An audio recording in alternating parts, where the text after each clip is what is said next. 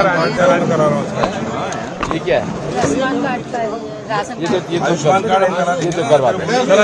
आरक्षण को लेकर एक बड़ा सवाल है कि आखिर आरक्षण को लेकर एक बड़ा सवाल है सर कि आखिर मिल कितना प्रतिशत पाएगा आरक्षण, अभी तक तस्वीर साफ नहीं है।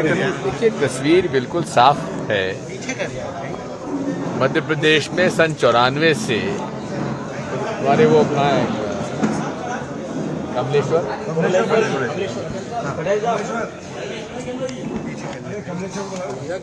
कमलेश्वर पटेल हैं क्या? कमलेश्वर आना, हमारे पंचायत मंत्री जी हमारे साथ रहे पूर्व के, सुन आओ। कमलेश्वर पटेल जी हमारे पंचायत मंत्री रहे हैं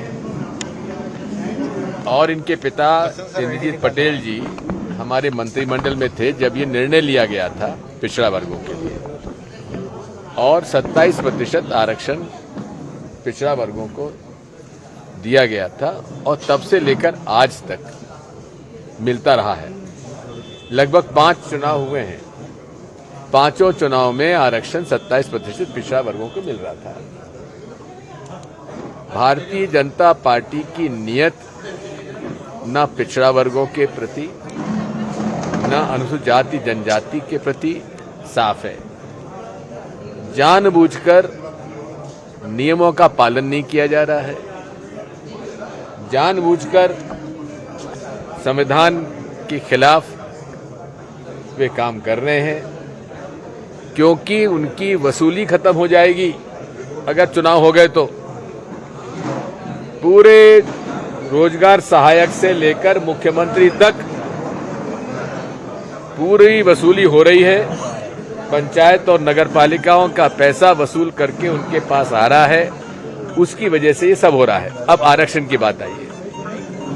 सुप्रीम कोर्ट ने कहा कि पिछड़ा वर्गों के लिए आप ट्रिपल टेस्ट कराइए पिछड़ा वर्गों की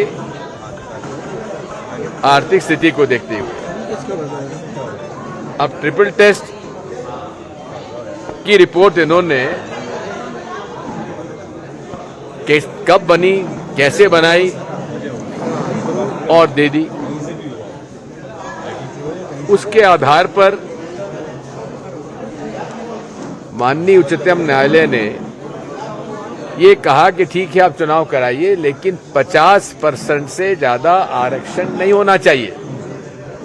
इसका मतलब यह है कि 20% आदिवासी उसका कम नहीं हो सकता, अनुसूचित जनजाति का 16% अनुसूचित जाति का उसका कम नहीं हो सकता, कौन संविधान का प्रावधान है।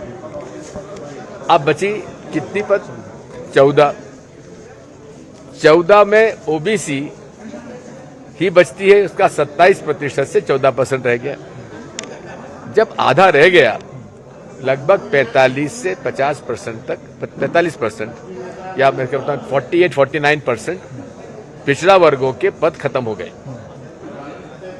जिला परिषद अध्यक्ष के पद खत्म हो गए, जनपद पंचायत के अध्यक्ष के पद खत्म हो गए, जिला परिषद जनपद पंचायत के सदस्यों के पद लगभग 48% कम हो गए, पंचों के सरपंचों के कम हो गए। अब ये उत्साह मना रहे, किस बात का उत्साह? मुख्यमंत्री जी सम्मान अपना करवा रहे हैं, शर्म आनी चाहिए। मुख्यमंत्री जी, आप पिछड़ा वर्ग के होने के नाते भी आपको शर्म आनी चाहिए कि पूरे पिछड़ा वर्ग के साथ आपने धोखा किया और धोखा कर रहे हैं। 27% को घटा के आपने 14% कर दिया। जो हमने किया था 27%, उसे आपने घटा के 14% किया है। और मुझे आज धनोपिया जी ने बताया कि चुनाव की प्रक्रिया के नियमों का भी उल्लंघन कर रहे हैं। तो फिर लगता है कि इसमें भी उनकी नीयत यही है कि कोई ना कोई कोर्ट चला जाए और चुनाव ना हो। ये पूरे तरीके से पंचायत को और नगर पालिका नगर निगमों में जो केंद्र सरकार का पैसा आता है, उसको दुधारू गाय की तरह ये महसूस करते हैं, खूब मलाई उसमें खा रहे हैं और पंचायत और नगर पालिकाओं के चुनाव नहीं करा रहे हैं। निर्वाचन आयोग की मनाही के बाद ही मुख्यमंत्री बैठकें ले रहे हैं, आपको नहीं लगता चुनाव प्रभावित होंगे इससे?